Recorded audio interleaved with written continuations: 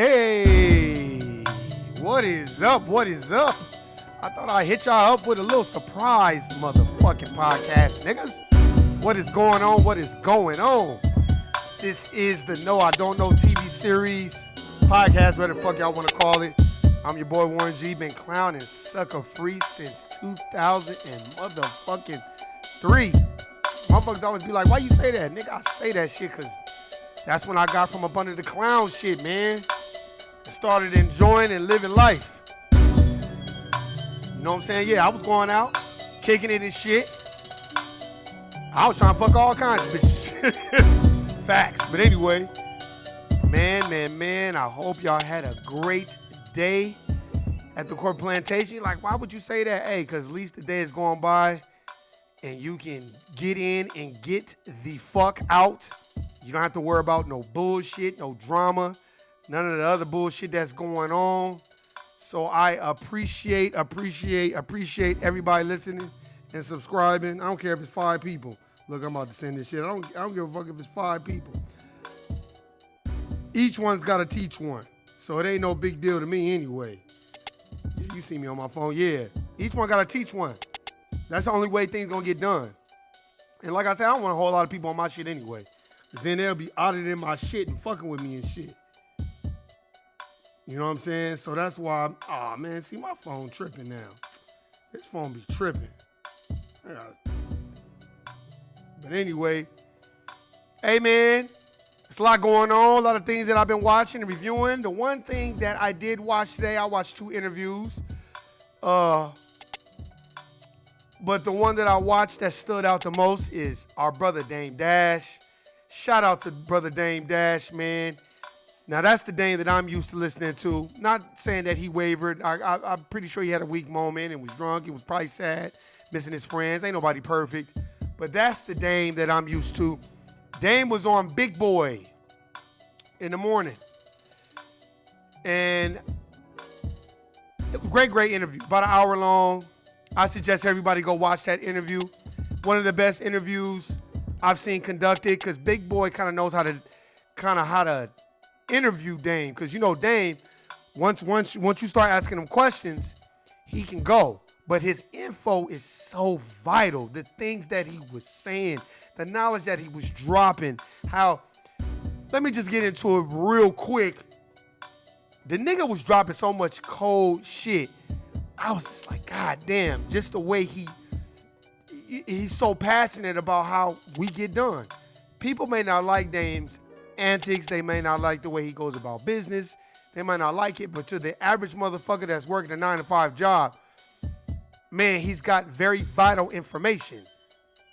Most motherfuckers don't like it because they don't like how he comes at his perspective, but I like his perspective because it wakes me up every time. It wakes me up every fucking time. How he's like, look, man, you just programmed to be a slave. I like how he touched on the educational system. It's 100 years old, and we still going with the educational system. Oh, well, you got to have a degree to mean something. You have to have a degree to... Look, let me tell you something. I've met a lot of Caucasian people with degrees, and I met a lot of Caucasian people without degrees. Here's the thing. And I met a lot of black people with degrees and black people without degrees. But here's the thing that I'm going to go ahead and say it on the record.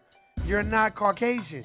If you are melanated in the United States of America Incorporated, I always say that because the United States of America is a corporation. That's why all the laws are skewed towards that shit in Delaware. But that's a whole nother podcast.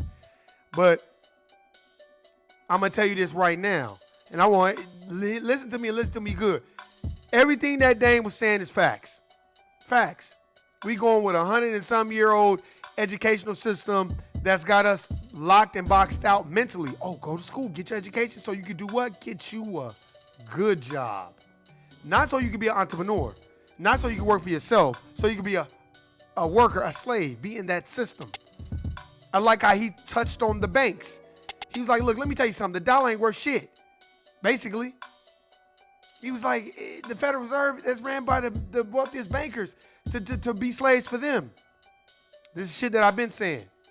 But we kill, rob, steal, gut each other like fish for money. I'm not talking about every other race. I'm talking about my race. You know what I'm saying?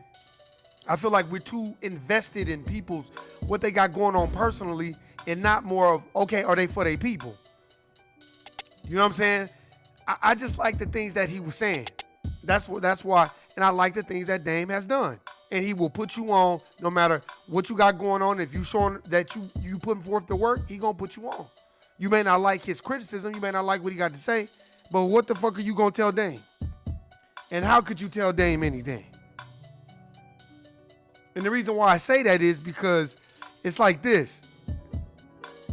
How are you going to tell a person like Dame Dash that, oh man, you criticize me too deep, you saying too much stuff, you know, I don't like what you're saying?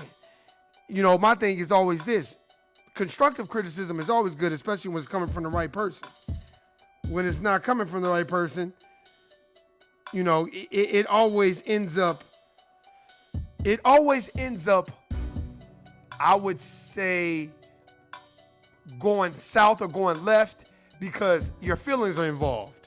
And when your feelings are involved, you have, you know, the thing about it is, we all get irritated because we don't like people telling us shit. But I love constructive criticism. I remember I went to a lot of people when I was asking about acquiring a house and buying property. I did not like what people were saying. Oh, all that drinking the beer, the Bud Light Limes, and kicking in and going out. You better stop that shit because, you know, owning a home is a big time responsibility. I didn't like that shit because I feel like most people was attacking me personally. But then once you acquire these type of things and you start to see what the fuck is really about, you like, damn, that motherfucker wasn't lying. That motherfucker was telling the truth. He wasn't on no bullshit. He was really giving me facts about what the fuck is really going on and buying a crib. So I really couldn't be mad, and I really couldn't be like, well, you know, and I didn't like that shit because I felt like, well, I'm working my 2 jobs and I feel like I'm not tricking. Nigga, I was tricking all my money left and right. I'm the biggest trick on Captivity. You talking about strip clubs and going out and kicking in and buying drinks and shit. That T-Pain shit, man, please. That song was named after a nigga like me. Just going out chilling, drinks on me, nigga, that type of shit, because you're feeling good about yourself. You know, because you're around people that make you feel good about yourself. But in actuality, you're not going to feel good, because when those bills come, ain't nobody going to be around at that bar or that strip club where you was at. You know what I'm saying? So, I'll tell you this right now, motherfuckers got to wake up. Motherfuckers got to wake up. And motherfuckers got to get on the ball. And motherfuckers got to understand what the fuck is going on and know exactly where you headed. You got to listen to people like Dame. If you're not listening to people like Dame, then I don't know what to tell you. And the reason why I say that is because, let me plug this shit in, motherfucking clown ass phone. But anyway, because the reason why I say the shit that I say about listening to Dame, I'll be so inspired to listen to him because he be saying real shit. And what I like about him is he's not going to let anything divide us from conveying the message about how we getting fucked over, how we slaves, how, you know, you're never going to get rich working for someone else, and how it's all a program. And it's all a program. Look, man, I'm just coming into this knowledge about 4 years ago. I don't front. I don't act like I knew this shit. Look, if I knew this shit a long time ago, trust and believe you me, it'd be a different nigga you sitting here listening to right now. That's a motherfucking fact. For real. I'm mad that I'm just now coming into this shit. I feel like I'm late to the motherfucking party. You know what I'm saying? It's like a party that everybody went to and you like social engineering.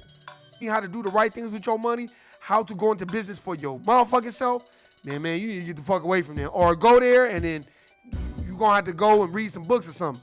Because a lot of people just quote from that Bible, but they're not giving you no other type of sightings. That's why when you read The Secret Relationship Between Jews and Blacks by the Nation of Islam, it's not coming from them. It's coming from top Jewish scholars, Caucasian Jewish scholars that have written this shit down. And they're just citing where they got the information from.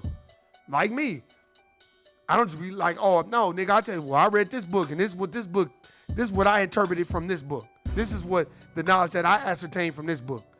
That's why I listened to, man, go check out that interview. It's on YouTube. Very, very, very good interview by Dame Dash. Very, very good. How you talk about the Anunnaki and how they all put us down here to be slaves, and that's the shit that I want to learn about. And why you know, he touched on the Jay-Z situation. He was just like, that's my personal business. If I want to talk about it, I can. I felt like he robbed me. I felt like he did some bullshit. But he was like, no, ain't no hater. Hey, you got to move forward. I just love it how people, they love to see you down. You know what I mean? They love to see you in such a fucked up position. And I'm talking about my people. And I say this every time, we do not want to work together at all. Everybody think they the star. Everybody, look, I'll just take, let's say music for an example. Now, this is the one thing out of many that I like about Drink Champs. Drink Champs is getting the older heads on there, like CeeLo Green. Very, very good interview how CeeLo Green broke down in Goody Mob when they did that song called Who's That Peekin'. Busta Rhymes gave him this book called Behold the Pale White Horse. Behold the Pale Horse. I got the book. I haven't read it yet. That might be the book that I read. And everybody in the Dungeon family started passing the book around and reading. And that's why the Dungeon family, Goody Mob, was so deep. See, we don't know that. I would have never known that if it had not been for Drink Champs and Nori and DJ EFN and all that. These platforms are needed. We got to keep these platforms alive and stop running to everybody else. That's why I did a podcast about Nick Cannon and how, hey man, I respect Nick Cannon and he's fighting for our people. And no diss to Eminem, all the other shit, but I don't feel like you're fighting. I feel like you're making money off of us. You're using our culture and selling it to white people and making them feel like, oh, there is a white savior. That's what I feel like you're doing. If you're not doing it, then why don't you go on different platforms and give your interview and start calling out racism and white supremacy? But you're not going to do that because you got too many white people that like you. So to me, I feel like that's the same thing with Iggy Azalea. And that's why T.I. said what he did. And that's why I got love for T.I. because he's like, I had to back up off of her because once she felt like she had the white people backing her, she could start shitting on black people and not giving a fuck about black people. Hello? That's what they do. That's what they do. That's why we got to believe in us. Justice is just us. Ain't nobody coming to save you. Ain't nobody coming to help you out. Ain't nobody coming to... That's not happening. And you can go to your religious shit and believe in that. That may be your belief system, but I'm telling everybody that's into a religious belief system, if that religious belief system is not teaching your children how to be self-sufficient and be entrepreneurs and depend on self and get education outside of that and know about racism and white supremacy, then to me, that's not really a great religion. I'm sorry, it's just not. Look, you talking about a nigga that went to church all the damn time. Every book you read, it's Cesare Borgia in the motherfucking book. So how do you think that made me feel? I'm like, well, what the fuck? This doesn't even make sense. And then when you question it, motherfuckers look at you like you crazy. Or like you shot the sheriff. And I feel like a lot of this religious shit is about finessing and running game on niggas. And it's like we run games on each other enough. That's why niggas need to start listening to niggas like Dame Dash and shit like that. I even watched an interview with Dr. Umar Johnson. And how he was kind of going and all this other stuff. And I'm not trying to diss on it or nothing, but when you're on a major platform like that, you know, people gonna listen to you. The only thing that I would say about the Dr. Umar Johnson interview on the Breakfast Club is it should have been a lot longer. So he could really kind of break it down. You know what I'm saying? How he felt about certain points, because I feel like he was trying to cram it in, but it was a great interview. Great interview. I like what he said. You know, I like what he said about Byron. I like what he said about, not Byron Allen, I like what he said about Jay-Z and all the other rappers, and, you know, give him, we need the finance, and he's right. And you can go look at podcasts. I've always said that. Why y'all expecting Jay-Z as a billionaire to be an activist? Most activists are broke. They don't have money. When you, for a purpose, ain't no money in being, look, if you trying to be an activist for your people, melanated people, then you might as well be prepared to be broke. Because they not going to pay you for shit. They going to talk shit as soon as you fuck up. And they going to be all in your personal business and treat you like you owe them something. You don't even know who they are. I like what Dr. Umar Johnson said, too. I was laughing at this shit. It didn't make me none. Oh, I cannot take anybody serious if they date outside their race and all this other shit. And it's not that I disagree with it. I don't care. But this is the thing. I've had niggas tell me that. I remember when look, I love my sisters. I came from a black woman. But I distinctively remember, and it's another nigga, I ain't gonna put these niggas' name out there. One nigga remember this shit. He was my nigga. And there was another nigga that used to always be trying to give me grief. Cause I used to always be like, I fuck with whoever fuck with me. This was a long time ago. This was like 01, 02. I was on that then. And let me tell y'all, I can only tell you my perspective. I was on that then. Like, I date whoever. Now, when I lived in California, LA, shit, I'm only looking for the sisters. Because it's an abundance of sisters out there in LA. I'm talking about in the 90s. It was a different era and different time then. Moved to Vegas. I'm not making up an excuse. It wasn't no shortage of no black women. But I was fucking with whoever wanted to fuck with me. Because I started to change my perspectives a little bit. But I was out of the... It was another nigga that used to always give me grief. And, oh, how could you date outside your race and do that to your black sisters and all this other shit, right? And he used to get mad because I never used to get offended. But I'm the nigga listening to Dead Prez, though. I'm the nigga listening to Dead Prez. But this is the nigga telling me who I need to be dating and all this other shit. And I used to always be like, man, I fuck with whoever fuck with me. Oh, black people used to stay on my head all the time. If I date an Asian girl or a white girl, oh, this nigga date outside his race. I used to be like, man, and this was a long time. I used to be like, man, I don't give a fuck about what y'all niggas is talking about. Nigga, I'm me. I'm still not I'm not gonna fight for what I believe in. Now, did I scare a lot of people off from other races, other bitches? Hell yeah, because once they saw how much I was in tune with race, I didn't have a lot of knowledge of it, but I would just call it the fuckery that I experienced and what I saw. And when I would call it the fuckery, especially a lot of white women, they would run the fuck away. A lot of Mexican girls would run the fuck away because they didn't like the shit I would say. And you'd be like, oh, but you know Mexicans like black. I'm not saying that. I got love for my Latino brothers and sisters. But where I come from, it was predominantly Latinos. And you know what they was writing on my wall? Nigger is what they was writing on my motherfucking wall. So when Latino girls would come around me and they would try to give me, a little action, the first thing I would do is start going at their head about a lot of the racism within the Latino community towards black people.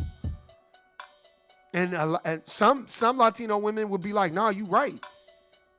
Some Latino women would straight out tell me, they'd be like, yeah, my dad told me, don't bring no fucking black man home and you can't date black men and all this other shit.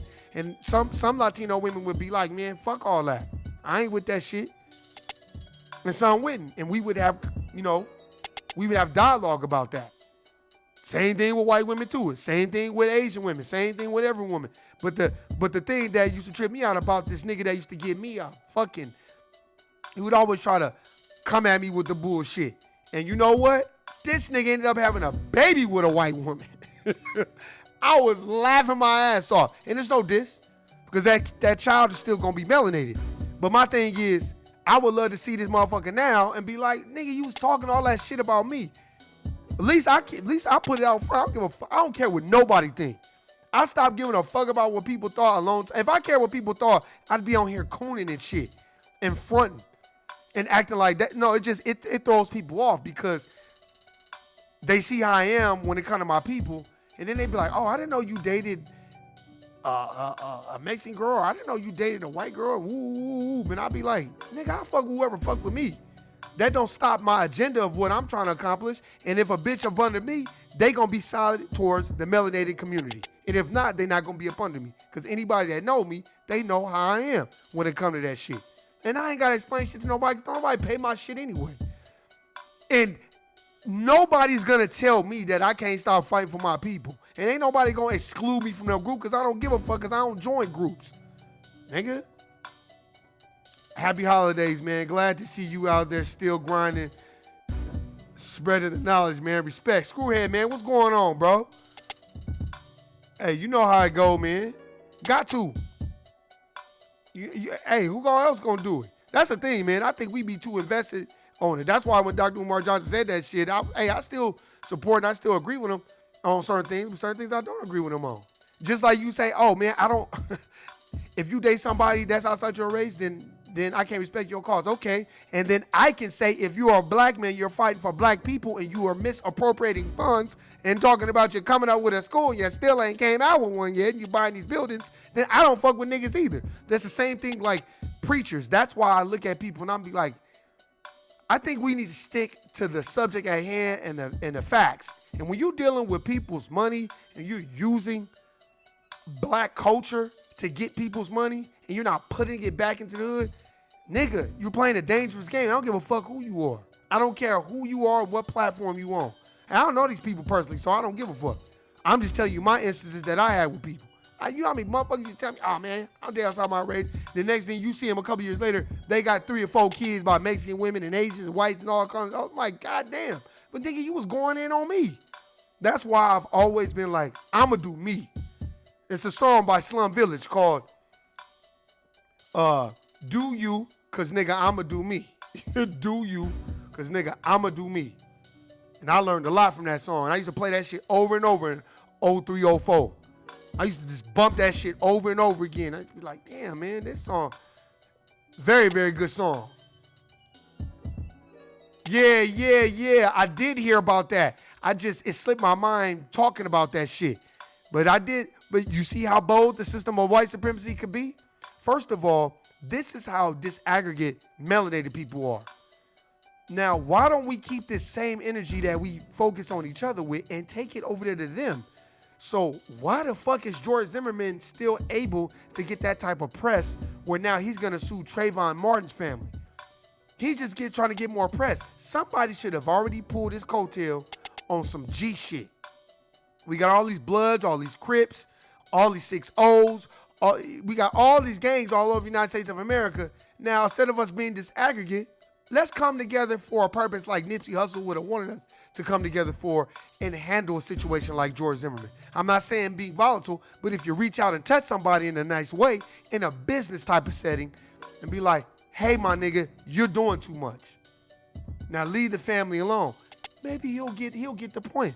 But like I said, we too busy fighting each other and worrying about what motherfuckers is doing personally. I don't give a fuck who the fuck Byron Allen is married to. If you fight for the cause, fight for the cause. If you're not fighting for the cause, don't act like you cloning like you are trying to fight for the cause. So that means to tell you this. Okay, the 1866 treaty and all this other shit, I get it. I understand that. I got love for Byron Allen as far as business moves because the nigga's making money moves. But if you don't have black programming, if you're not employing black people, and you're not doing the necessary things that need to be done to perpetuate the uplifting of melanated people, then I can't fuck with it. I don't give a fuck who you married to. Because there's a whole lot of black people that's married to black people and get on corporate plantations, coon, sambo, and treat other black people like shit. So I don't give a fuck about that. You like, oh, when you said, man, I ain't never gave a fuck about that. Period. I ain't never gave a fuck about that shit. What you mean? Nigga, when I went to church, I didn't give a fuck if the nigga was playing the drums, was saved and sanctified. Let me tell you the only thing I gave a fuck about a nigga that's playing the drums. If he fucking all the bitches in the church, because niggas save some pussy for some of the other niggas. That's what I gave a fuck about. I don't give a fuck about all that other shit because we don't know if these people in the good word, the Bible, were all saved and sanctified. And if they were saved and sanctified, were they up under the jurisdiction of Episcopalian, Catholicism, Church of God in Christ, Church of Christ, Jehovah's Witness, Book of Mormon? What were they saved up under? And how do we know that? Because we weren't there. So we don't know. And that's one book that's been translated so many goddamn times. And what happens is that religious purpose, which etymology speaking means to bind, is basically got you pouring over to trying to look into people's personal business and shit when they conduct. I don't give a fuck what Umar Johnson do. Get the schools popping and help black people. That should be your main goal, to be on code. Period. That's it. We don't have time to be worried about what the motherfuckers doing. As long as they ain't sandbone and cooning, that's cool with me. That's a fact. There's a difference between a J. Cole and a Logic. Yeah, Logic can spit. He got little bars. But when you get on TV, oh, well, I don't only say the N-word when I'm rapping. Oh, so you've been hanging around a lot of dominant society motherfuckers for you to have that response and say that. And then you have a motherfucker like J. Cole that's like, nigga, I'm a nigga. Fuck that, what you talking about. Period. Facts. And that's what we need. We need people that's going to fight for us and do what the fuck is deemed necessary for us and not fighting for them. Because I tell you that right now, I feel like these are things that we got to work on, but these are things that as a collective, we got to start teaching each other. Fuck all that. Look, if you're not good with your finances and you know somebody that is, sit down and listen to what they got to say. You might not like a lot of it, but you probably gonna learn something from it. That's a fact. I think that's our number one Achilles heel is financial freedom, and not even just freedom, finances, period. Managing finances, knowing how to keep your shit in order so you can stay afloat. See, I have a vision board. Get vision boards. Start seeing and looking at your goals visually. It may not come right away. Like I said, man, I just started doing this podcast shit a year and a half ago, some change ago. Some motherfuckers probably like, oh, he ain't gonna be doing that shit long. All right, he ain't got no views. Y'all niggas think that shit is bothering me? Man, this shit is therapy to me. So fuck what y'all niggas is going through. I don't give a fuck. Let me tell you something. I always say this all the time. I be telling motherfuckers all the time. I got a video on my page that's got damn near 90,000 views from fucking 5 years ago that I only sent to like 10 people. I had other views on there, but I just deleted them shits. And the reason why I deleted them because I'm tired of my people only wanting to pay attention when it's fuckery. And we like drama and going back and forth and fighting and arguing and all that, talking shit about each other, man. I'm not going to do that shit on this platform. Not in that context. Now, I'm going to call out people like Kamala Harris, who was trying to use black people to push her agenda. I don't give a fuck who the fuck she married and all this other shit. Where is the black agenda? And anybody that's up under you or co-signing you, if they're not for a black agenda, then they not really loving your culture or loving who you are. See, this is the thing about dating black men, dating black women. White people, when you date them, you're dating the race. You're dating the culture. You're dating the ups and the downs. You're dating all the racism that comes along with it. So you can either be an asset or a liability, whoever the fuck you are. So whoever you got up under you, are they an asset or a liability? Can you have conversations with them about racism? Are they getting the information from the dominant society that they're a part of, bringing it back to you and showing you how to maneuver? Never thought about that, huh? Are they an ally for melanated people? What are they doing? Are you just fucking on them? But they not telling you how shit is being done. They not, for instance, if you're dealing with somebody opposite race, that automatically should let you know if they're part of the dominant society, they have the plug on corporate America. They know how things are working. The interlockings and workings and dealings at corporate America, right? So why wouldn't you not pump them full of information? Matter of fact, if they really fuck with you, they should be dumping the information on you. This is what's going on. These are the moves that they're making. This is how they talk. This is what they say. This is how they want your resumes and shit to look. And then you take that knowledge and you each one teach one and you spread it to everybody that you know. That's how you make it work for you. Fuck what everybody else talking about. The only time I don't like it when you're dating outside and that's always been my principle. That's why I was so good at scaring motherfuckers off. Motherfucker could be up under me for a minute, 3-4 years. We chill, we talk, we kick it, whatever. We be together, whatever. But they gonna know the whole time.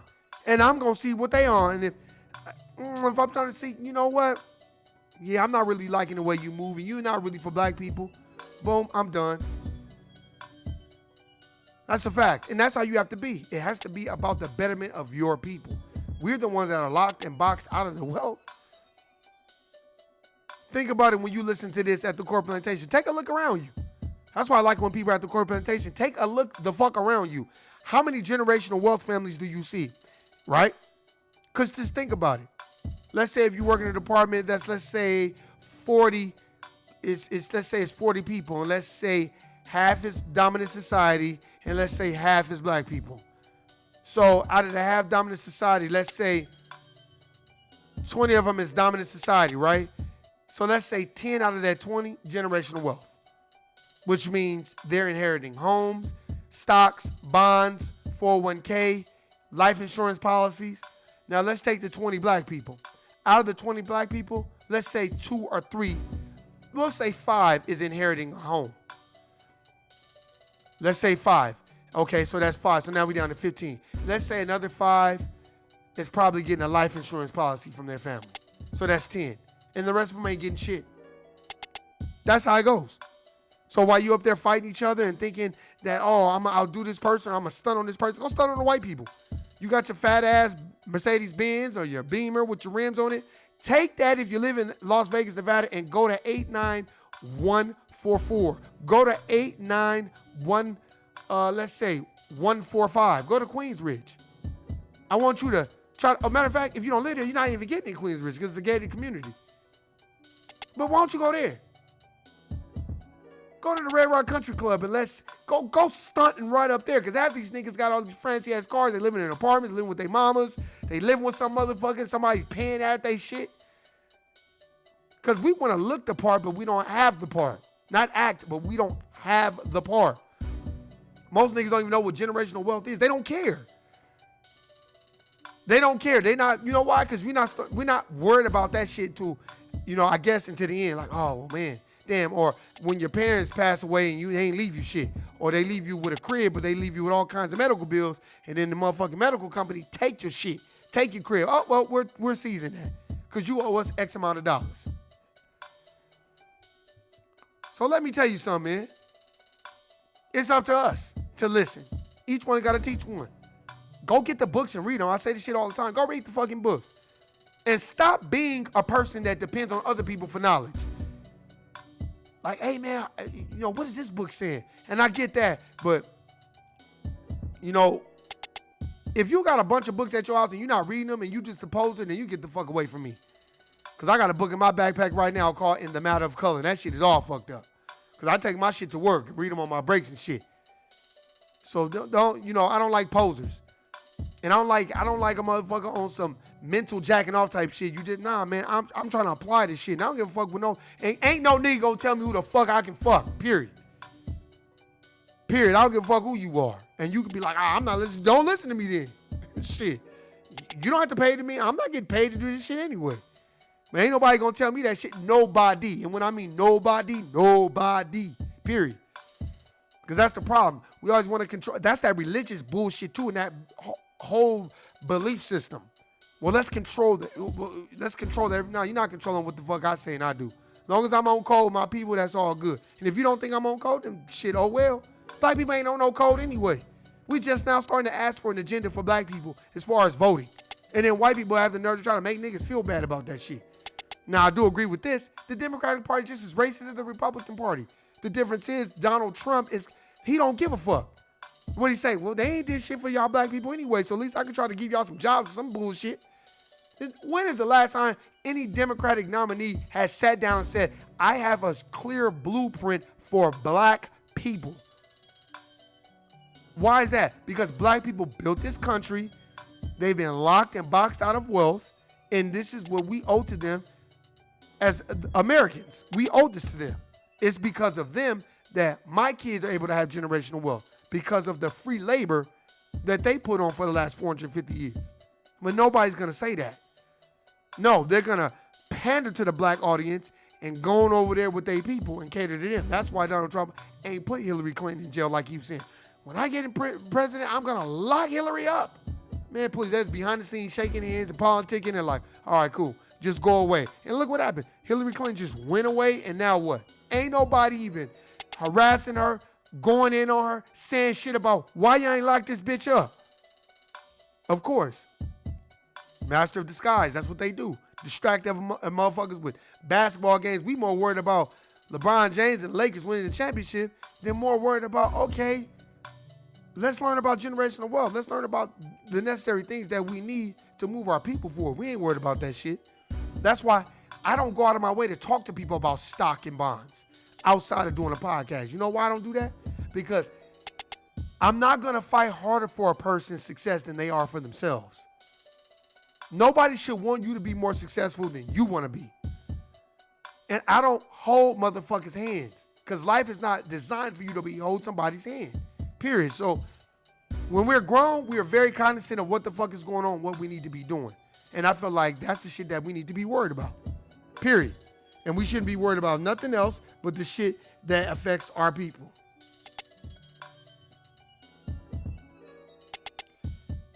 I'll tell you this. there's gonna come a time where you're gonna have to be worried about a black agenda and worried about black finances and worried about each one teaching one and putting all the cars, clothes, shoes, rims, and bullshit aside. That day is gonna come. What are we gonna need? Another tanking economy for motherfuckers to band together and be like, oh shit, this shit is fucked up. Cause you know what, we gonna need the aliens to come? Or we gonna need a straight riot? What is that? I'm still waiting. That's why very, very good interview. Y'all need to go check out both. I just have to put my 2 cents in because I don't give a fuck what nobody say. That's the problem. We be too busy fighting about shit that don't even matter. Yeah, it may matter to certain people, but don't fucking matter to me.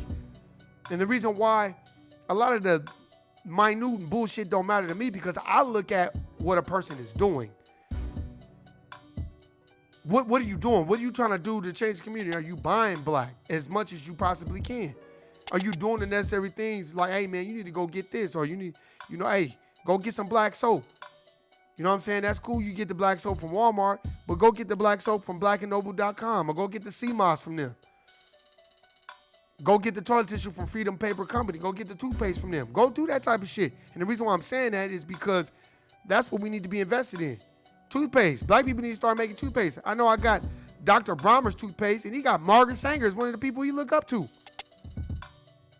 And I wasn't even paying attention one day, and I looked at the shit. I was like, this shit say Margaret Sanger. Man, what the fuck is going on? But that's because we don't pay attention. We just want to make sure we're getting our needs met. Transactional. Long as the shit is working for me, I don't give a fuck about what's going on. That's fine, but if you don't stick to a code, as Neely Fuller Jr. teaches us, you're going to be disaggregated. I'll tell you this. If you're black in the United States of America Incorporated, you are a prisoner of war. You are a victim of racism and white supremacy and don't think you any different. I don't care how much money you got. Let Michael Jordan say something out of line. They will take that team from him and get him the fuck out of there. And Nike will drop him and slide him money on the side, but he'll never be the face of shit again. Look at what happened with Magic Johnson when he started talking out about that white boy that was talking shit about him. And I know he was talking shit about him. He looked like one of the motherfuckers that was just talking shit. And didn't think them other white people was going to tell what he was saying. And that's why Magic Johnson was like, I don't need to be coming to work. And then when it came time to fire Luke Walton, oh, this person's got to be president. This is one thing that y'all need to understand. You will always be considered an employee to them, period. As long as you work for them, they happy with that. But once you're equal to them, they don't like it. They want you to advance and get all the money as long as they can oversee what you're doing and be your handler. Once they're no longer your handler, they don't like it because that means you're a wild card. And they don't like no wild card. They like motherfuckers that they control and manipulate behind the scenes. Facts. So stop thinking that you're equal to them because you got money. Stop thinking that you in their class because you got a little bit of access and a little bit of status. Stop thinking that, because I don't. Not no more. You get to that point where you're like, oh man, they really like me. No, nigga. Oh, I think they like me. No, nigga, they don't like you. Stop it. What they do respect is motherfuckers that stand on principle and their own belief system, and not one that somebody else gave you. And I'm not talking about no religion where they got Cesare Borgia on the wall and you praying to that. No, I'm talking about a religion where they teach you the God is black. They teach you all that stuff. They teach you, man, you the God. All this. That's the shit that I'm talking about. And no, you don't have to join a religion to admire somebody a part of that religion. I'm not a part of the Nation of Islam. I just admire what they teach. I admire how they go about doing business. But no, I'm not a part of the Nation of Islam. But if I could, a long time ago, if I could rewind time, I wish I would have been indoctrinated into that. Because I may not would have liked everything about the Nation of Islam, but I know I would have known way more about who I am, where I come from, than I did growing up the way I grew up, as far as educating myself on racism, white supremacy, where you come from, what I have done for this community as far as what my people have done. Because they don't teach you nothing but you were slaves. And Harriet Tubman and Frederick Douglass. I never even knew who Denmark Vesey was. I didn't know who Nat Turner was. I didn't know who Jean-Jacques Dessalines was, or Le Toussaint L'Ouverture. I didn't know none of these people. Queen Annie. I didn't know about Queen Nzinga. I had no idea who none of these people were, period. I didn't learn about none of these. I didn't even know who the Moors was until 4 years ago. That's fucking crazy. How the fuck am I walking around every day using my melanin and this all comes from the Moors? The science, the liberal arts, all that shit. You know why? Because most religions don't teach that. They teach Jesus is fucking said it. And then he gonna come back and somebody gonna come get you when you die. And when you question that shit, motherfuckers look at you like you crazy. And I'd be like, I'm just questioning it. That's it. I'm not saying that it's wrong. I'm just questioning it. It's like, damn. Now with Islamic faith, that shit's been around for thousands of years. A lot of these religions only been around 100 years. They've been around 100 years and they taking $100,000 worth of bread every day and they ain't putting the shit back into the community at all. At all. Nothing. If you was for the people, you would be selfless. Because according to the Bible, Jesus was poor, right? And walked among the people and he chilled with the people and he had suits and ties and Bentleys and cars and all this other shit. But then, you know, as black people, we know how to finesse the game. So we finesse it and make it where, oh, well, I'm the pastor and I got to be taken care of. So y'all got to make sure I'm good. And if you stay in that line, you paying tithes, we're going to pray a special prayer for you. Nigga, what? But that's how cold religion has become. It's a business. 501c3, Rockefeller Foundation. It's a business. That's why you get special taxes and privileges and shit like that. But I digress from that. I'm just saying, don't let that be the divide. Because religion, etymology speaking, means to bond. So don't let that shit divide you with somebody else. Pull that shit to the side and get together for the common. So go check out that Dane Dash interview, man. Great interview. Hey, man, I'm Warren G, the place to be. Been clown sucker free since 2003. This is a No I Don't Know TV series. I'm out. Peace.